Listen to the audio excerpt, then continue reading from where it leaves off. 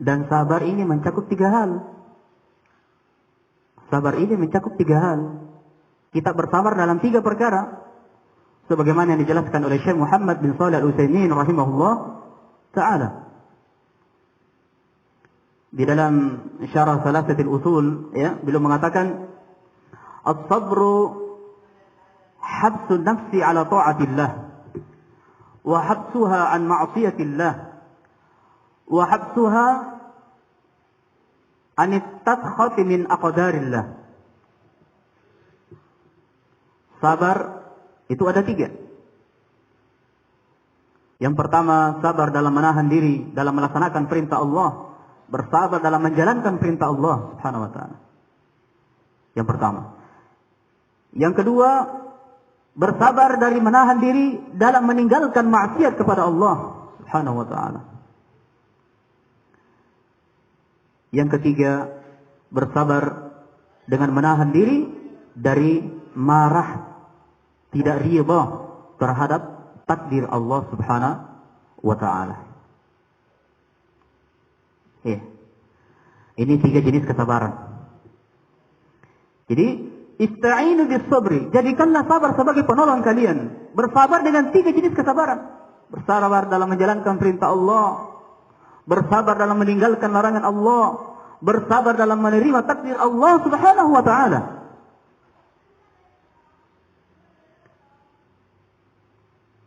Ikhwan fillah wa akhwat fillah, banyak manusia yang mampu bersabar ketika diuji. Banyak manusia yang mampu bersabar ketika diuji dengan kesempitan, kesulitan. Namun ketika mereka diuji dengan kelapangan, diuji dengan rezeki, diuji dengan banyaknya harta, dalam keadaan seperti ini mereka tidak mampu untuk bersabar. Ya, tapi ketika diuji dengan penyakit, kesempitan, kesulitan, dia bisa bersabar. Oleh karena itu sahabat yang mulia Abdurrahman bin Auf radhiyallahu anhu mengatakan, "Ubtulina bid-dharra'i fasabarna, wa ubtulina bis-sarra'i falan nasbir." Kata Abdurrahman bin Auf radhiyallahu anhu, "Ubtulina bid-dharra'i fasabarna." Ketika kami diuji dengan kesempitan, maka kami dapat bersabar. Dan ketika kami diuji dengan kelapangan, justru kami tidak mampu bersabar. Kami tidak mampu untuk bersabar. Sehingga barakallahu fikum, ketika seorang hamba mampu bersabar terhadap suatu nikmat yang dicabut oleh Allah Subhanahu wa taala, maka Allah Subhanahu wa taala akan menggantikannya dengan sesuatu yang lebih baik. Harus kita yakin. Umar bin Abdul Aziz rahimahullahu mengatakan, "Ma an'ama Allahu 'ala 'abdin ni'matan fantaza'aha minhu fa'ada makanaha as-sabra illa kana ma 'awduhu khairan mimman taza'ahu."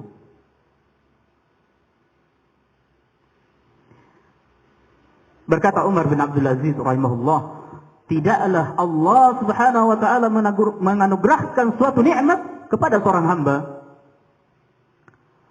lalu dia mencabut nikmat itu dari hamba tersebut,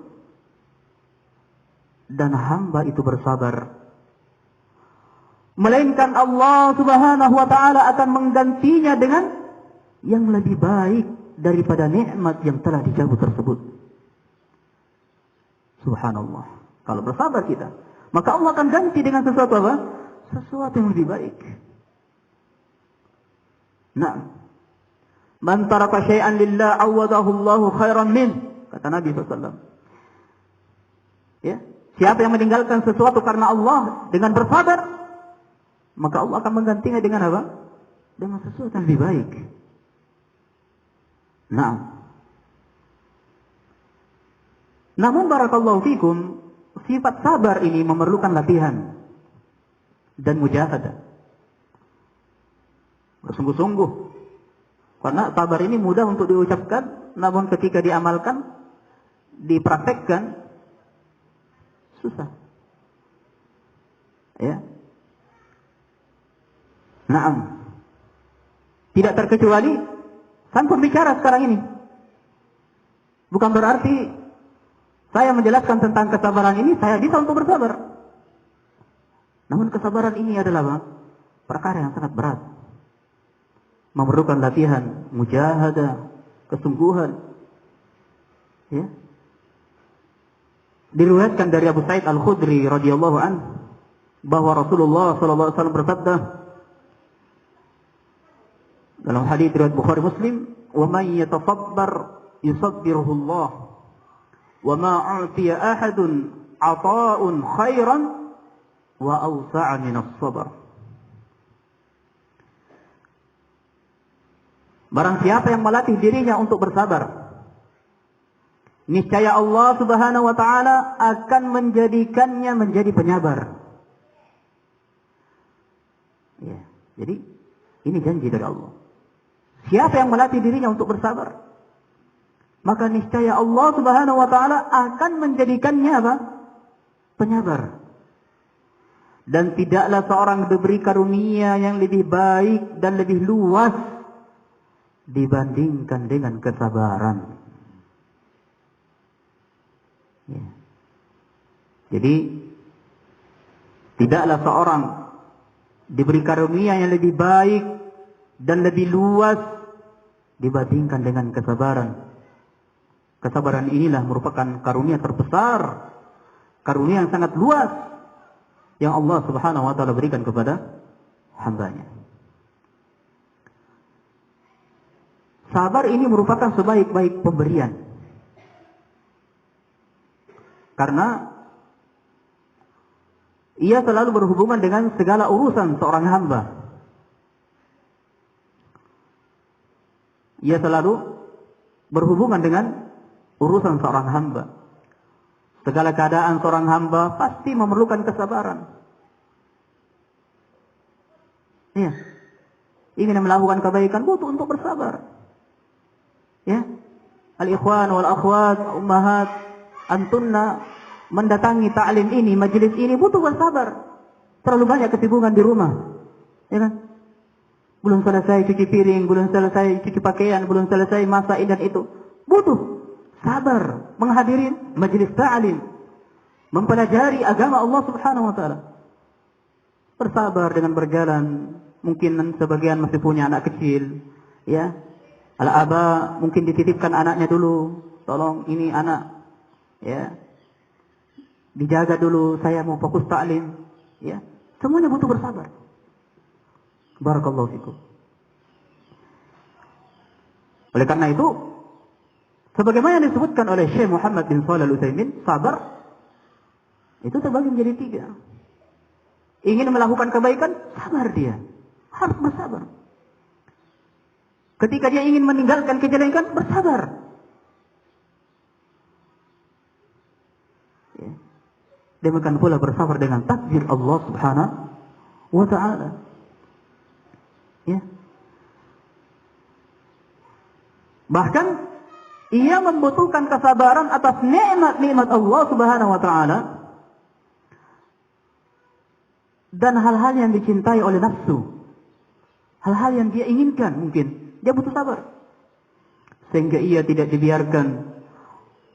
membiarkan nafsunya bersenang-senang karena itu perkara yang diharamkan misalnya. Ya. Selalu bergembira dengan kegembiraan yang justru itu adalah perkara yang dilarang, maka dia bersabar meninggalkan hal tersebut. Sehingga barakallahu fikum, sabar ini pada mulanya sangatlah sulit untuk dirasakan. Tetapi pada akhirnya ia menjadi mudah dan sangat terpuji akibatnya.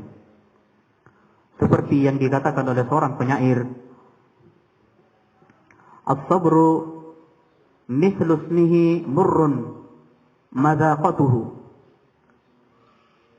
Lakin awaqibuhu ahla minal 'asal.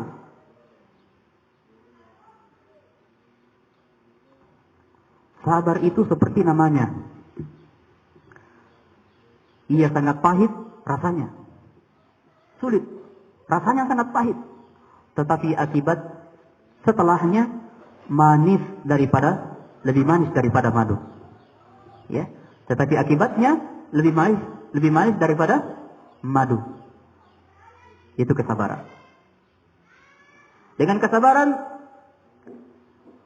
kebahagiaan yang diinginkan akan tercapai. Oleh karena itulah Allah Subhanahu wa taala menyebutkan tentang para penduduk surga dalam surah Al-Furqan ayat 75. Surah Al-Furqan ayat 75, "Ulaika yujzaunal ghurfata bima sabaru wa yulaqqawna fiha tahiyyatan wa salama." Mereka itulah orang-orang yang diberikan balasan dengan derajat yang tinggi di dalam surga karena kesabaran mereka ketika di dunia. Dan mereka disambut dengan penghormatan dan ucapan selamat di dalamnya. Maka hendaknya seorang muslim dan muslimah, al-ikhwan wal akhwat, seluruhnya senantiasa berupaya untuk menguatkan kesabarannya dalam menghadapi berbagai macam ujian di dunia. Ya. Allah Subhanahu wa taala berfirman, "Ya ayyuhalladzina amanu isbiru wa sabiru wa rabitu wattaqullaha la'allakum tuflihun." Wahai orang-orang yang beriman. Ini berulang lagi, ya. Dalam surah Ali Imran ayat 200. Wahai orang-orang yang beriman, pasang pendengaranmu. Ya. Karena setelah ini akan disebutkan apa? Kebaikan yang akan diperintahkan atau larangan yang akan ditinggalkan. Pasang pendengaran kita. Apa itu? Bersabarlah kalian. Isbiru. Bersabarlah kalian. Wasabiru. Kuatkanlah kesabaran kalian. Warabitu. Tetaplah bersiap siaga di perbatasan negeri kalian. Wattaqullaha la'allakum tuflihun. Dan bertakwalah kepada Allah Subhanahu wa ta'ala agar kalian beruntung. Nah, ikhwani fiddin wa akhwati fillah, barakallahu fikum. Ya ayyuhalladzina amanu ista'inu bis sabri.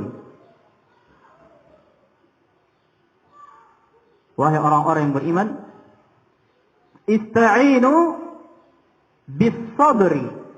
Jadikanlah sabar sebagai penolong kalian. Wassalah.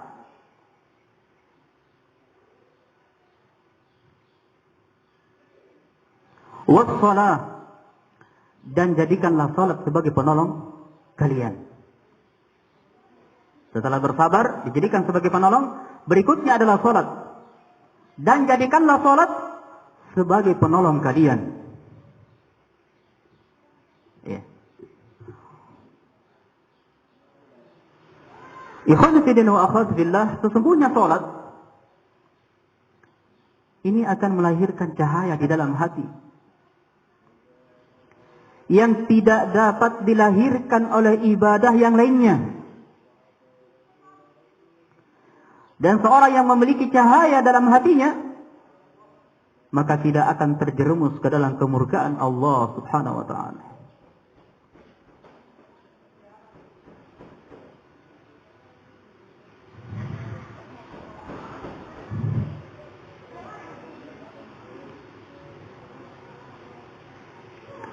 Sehingga orang yang salatnya benar,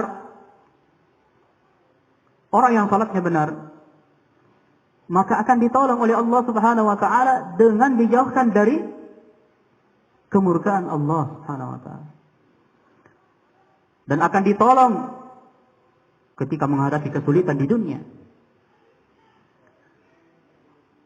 Disebutkan oleh Hudzaifah ibn Yaman radhiyallahu anhu, ia berkata, kana Rasulullah sallallahu alaihi wasallam idza hazabahu amrun shalla.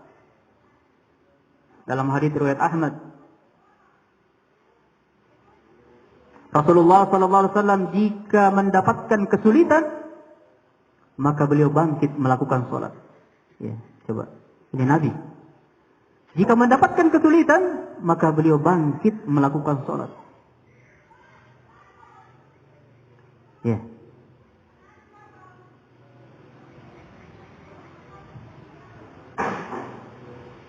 Namun perkara yang harus diperhatikan, agar salat ini dapat menjadi penolong, ista'inu bis sabri was shalah. Ya, salat juga dijadikan sebagai penolong. Nah, gimana caranya agar salat ini dapat menjadi penolong? Maka salat harus didirikan dengan memenuhi syarat lahir dan syarat batinnya. Ya, jadi harus didirikan dengan apa? Memenuhi syarat lahir dan syarat batinnya. Adapun syarat-syarat lahir, syarat-syarat lahir maksudnya syarat yang nampak, ya. Syarat yang nampak pada salat, yang pertama salat tepat pada waktunya. Ini dia. Itu syarat yang lahir, lahiriah. Syarat-syarat lahiriah. Syarat-syarat yang nampak. Yang pertama adalah apa? Salat tepat pada waktunya. Melakukan salat 5 waktu tepat pada waktunya. Ini merupakan salah satu amalan yang dicintai oleh Allah Subhanahu wa taala. Abdullah bin Mas'ud di dalam satu hadis menyebutkan, ia pernah bertanya, ya, Abdullah bin Mas'ud radhiyallahu anhu pernah bertanya kepada Nabi sallallahu alaihi wasallam, ayyul amali ahabbu ila Allah? Qala as-salatu ala waqtiha. Amalan apa yang paling dicintai oleh Allah Subhanahu wa taala? Maka Nabi sallallahu alaihi wasallam menjawab, mengerjakan salat pada waktunya. Qala thumma ayyu? Lalu apa lagi? Nabi sallallahu alaihi wasallam bersabda, qala thumma birrul walidain, berbakti kepada orang tua, kedua orang tua. Qalu thumma ayyu? Lalu apa lagi? Qala al-jihadu fi sabilillah. Nabi sallallahu alaihi wasallam menjawab, berjihad di jalan Allah Subhanahu wa taala. Ya. Jadi yang pertama ini syarat lahiriah yang nampak, salat tepat pada waktunya. Yang kedua, dilaksanakan dengan memenuhi rukun-rukunnya. Dilaksanakan dengan memenuhi rukun-rukunnya. Seorang yang meninggalkan rukun-rukun salat, maka salatnya tidak sah. Sebagaimana yang disebutkan dalam hadis musii'us shalah. Hadis yang panjang yang menjelaskan tentang musii'us shalah, orang yang buruk salatnya. Orang yang jelek salatnya. Ya, sebagaimana dari sahabat Abu Hurairah radhiyallahu anhu yang diriwayatkan oleh Al-Bukhari dan Muslim. Kata Abu Hurairah, anna Rasulullah sallallahu alaihi wasallam dakhala al-masjid, فدخل رجل فصلى ثم جاء فسلم على رسول الله صلى الله عليه وسلم فرد رسول الله صلى الله عليه وسلم قال ارجع فصل فإنك لم تصلي فرجع الرجل فصلى كما كان صلى ثم جاء إلى النبي صلى الله عليه وسلم فسلم عليه فقال رسول الله صلى الله عليه وسلم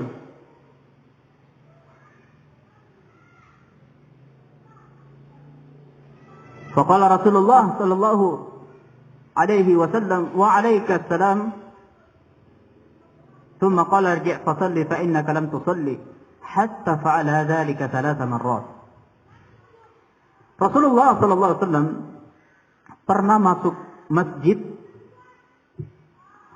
lalu ada seorang laki-laki yang masuk masjid dan sholat dengan sangat cepat dan tidak tumakninah. Jadi cepat sholatnya. Belum rata, bagus ketika ruku, langsung i'tidal. Ya, Sami Allahu Akbar. Ya, tidak tumanina. Kemudian ia datang memberi salam kepada Rasulullah SAW. Rasulullah SAW menjawab salamnya dan bersabda, kembalilah, ulangi sholatmu.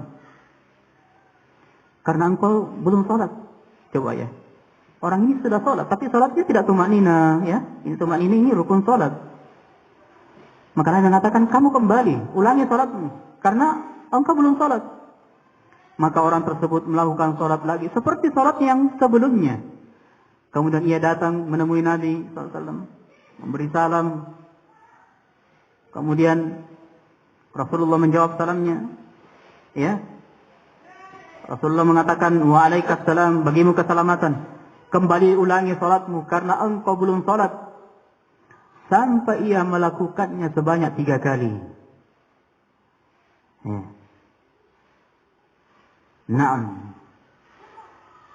Sampai ia melakukannya sebanyak 3 kali. Jadi, ikhwan fillah wa akhwat fillah, barakallahu fikum. Ya.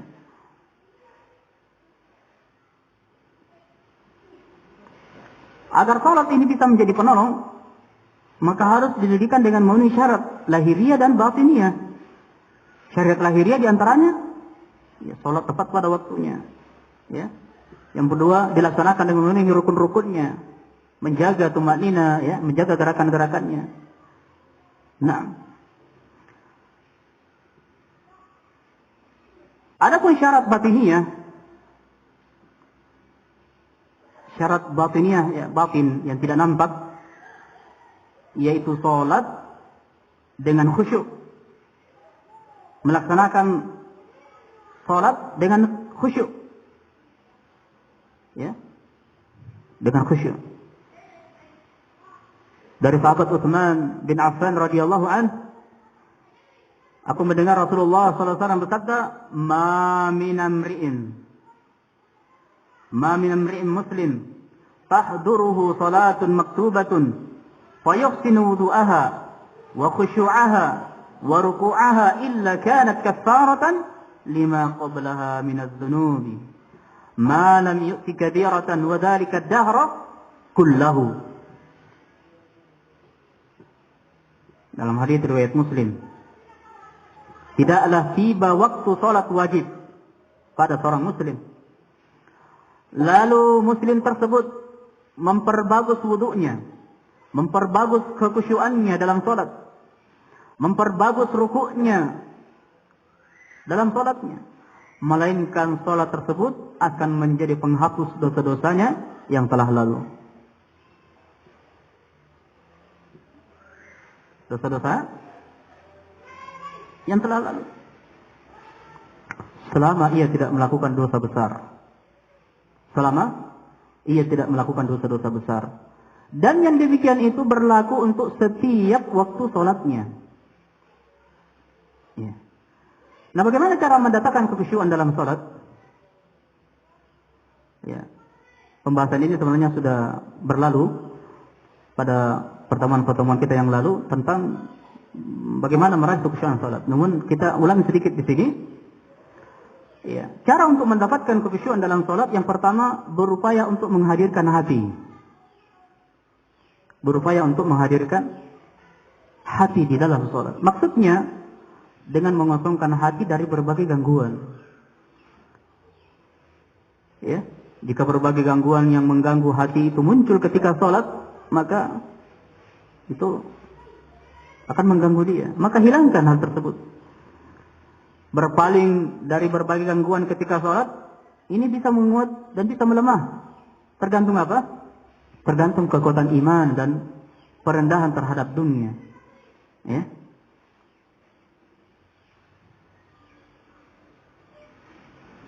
Jika seorang merasa sulit untuk menghadirkan hati ketika sholat, maka sesungguhnya itu disebabkan karena kelemahan imannya. Ya, jadi sesuai dengan kuat tidaknya iman seseorang. Nah, maka yang pertama menghadirkan hati. Yang kedua, berupaya untuk memahami makna bacaan. Jadi memahami makna setiap dari bacaan yang dibaca ketika sholat, ini akan membantu menghadirkan hati. Ya, oleh karena itu hendaknya hati dikonsentrasikan untuk memahami makna bacaan, sehingga akan menghilangkan pikiran-pikiran yang dapat mengganggu dan menyibukkan hatinya. Ya, tentu ini kembali kepada pemahaman seseorang terhadap bahasa Arab ya. Nah, di sini menunjukkan butuhnya kita belajar bahasa Arab. Ya, sehingga kita bisa memahami makna Al-Quran wa Sunnah, bacaan yang kita baca. Yang ketiga, mengagungkan Allah Subhanahu wa Ta'ala dan takut kepadanya.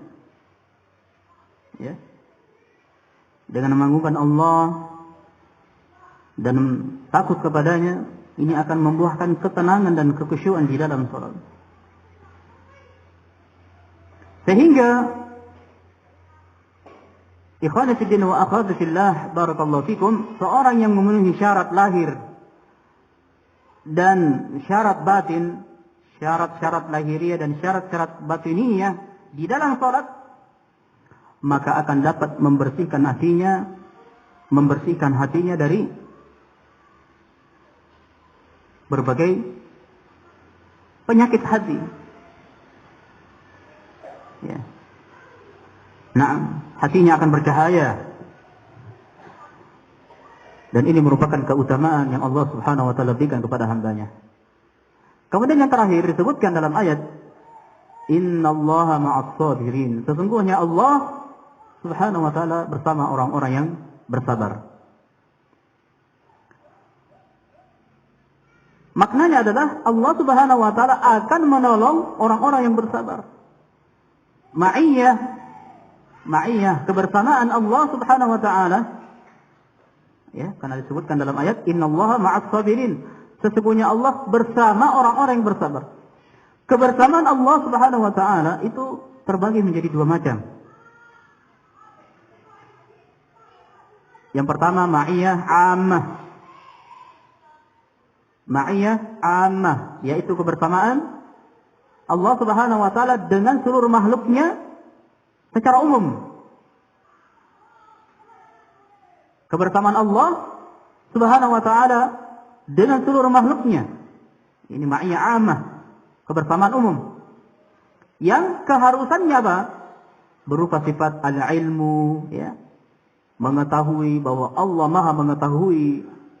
Al-ihatah, Allah meliputi. Naam, al-itla', Allah melihat. Ini kebersamaan Allah Subhanahu wa Ta'ala secara umum. Bahwa Allah Maha mengetahui, Allah Maha melihat para hambanya. Sehingga ma'iyah ammah adalah pengawasan Allah Subhanahu wa Ta'ala terhadap seluruh hambanya. Sebagaimana firman Allah Subhanahu wa Ta'ala di dalam surah Al-Hadid ayat yang keempat, Huwa alladhi khalaqas samawati wal arda fi 6 ayyamin thumma istawa 'ala al-'arsh ya'lamu ma yaliju fil ardi wa ma yakhruju minha وَمَا يَنْزِلُ مِنَ السَّمَاءِ وَمَا يَعْرُجُ فِيهَا وَهُوَ مَعَكُمْ أَيْنَمَا كُنْتُمْ وَاللَّهُ بِمَا تَعْمَلُونَ بَصِيرٌ. Dialah yang menciptakan langit dan bumi dalam 6 hari. Kemudian dia bersemayam di atas arsy. Dia mengetahui apa yang masuk ke dalam bumi dan apa yang keluar darinya. Dan apa yang turun dari langit dan apa yang naik kepadanya. Dan dia bersama kalian dimanapun kalian berada. Dan Allah Maha melihat apa yang kalian kerjakan. Nah, ini kebersamaan Allah ammah. Naam. Yaitu bahwa Allah Subhanahu wa Ta'ala mengawasi, mengetahui, melihat apa yang dilakukan para hambanya. Jadi ma'iyah yang kedua, ma'iyah khassah. Ma'iyatun khassah. Kebersamaan secara khusus. Yaitu kebersamaan Allah Subhanahu wa Ta'ala dengan orang-orang yang beriman dan bertakwa. Jadi khusus untuk orang yang beriman dan bertakwa. Yang keharusannya berupa penjagaan, perhatian dan pertolongan Allah Subhanahu wa Ta'ala. Sehingga ma'iyah khafah adalah pertolongan Allah Subhanahu wa taala kepada para kekasihnya dari orang-orang yang beriman dan bertakwa kepada Allah Subhanahu wa taala. Allah Subhanahu wa taala berfirman menceritakan tentang perkataan Rasulullah sallallahu alaihi wasallam kepada Abu Bakar As-Siddiq radhiyallahu anhu. "Id yaqulu li sahibihi la tahzan inna Allaha ma'ana fa anzalallahu sakinatahu 'alaihi wa ayyadahu bi junudin lam tarawha."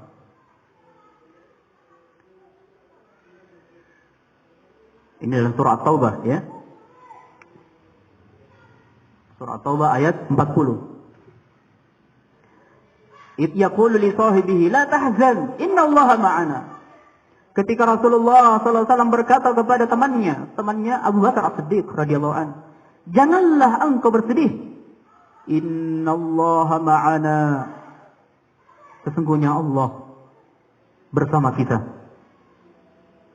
Fa anzalallahu sakinatahu alaihi. Maka Allah Subhanahu wa taala menurunkan ketenangannya kepada Rasulnya sallallahu alaihi wasallam. Wa ayyadahu bi junudin lam tarawha, dan membantunya dengan tentara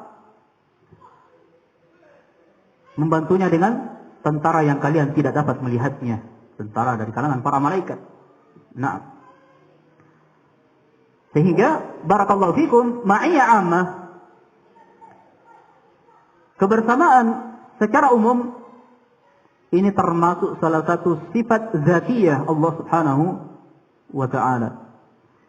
Sifat zatiyah itu adalah sifat yang Allah Subhanahu wa taala senantiasa bersifat dengannya. Itu sifat zatiyah. Seperti sifat Maha mendengar, Maha melihat dan seterusnya. Itu sifat zatiyah.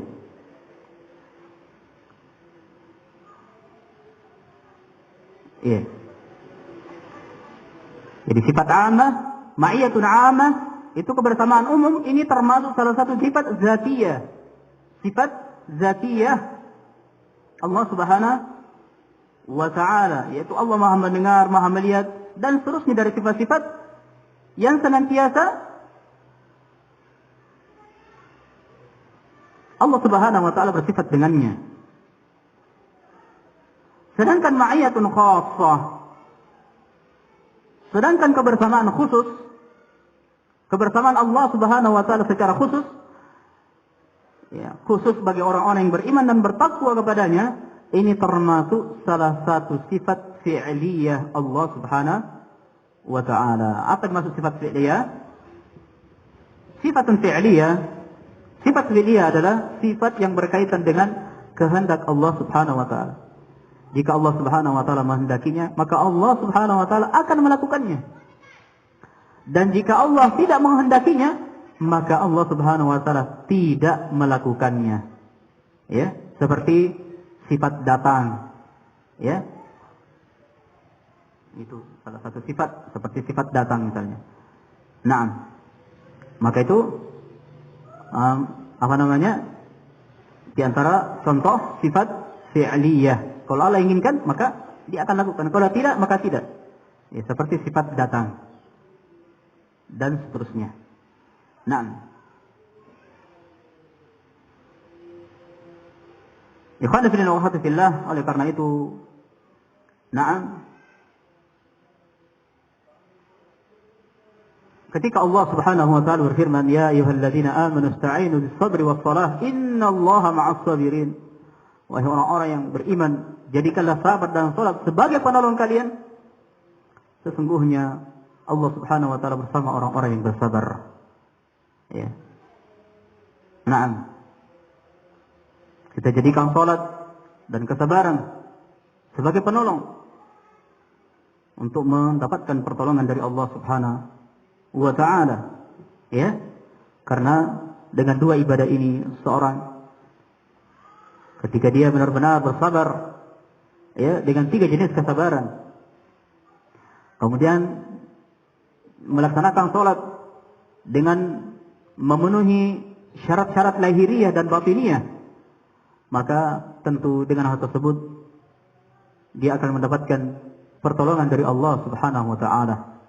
Dia akan mendapatkan pertolongan dari Allah Subhanahu wa taala. Ini dapat kita sebutkan dari tafsir firman Allah Subhanahu wa taala surah Al-Baqarah ayat 153.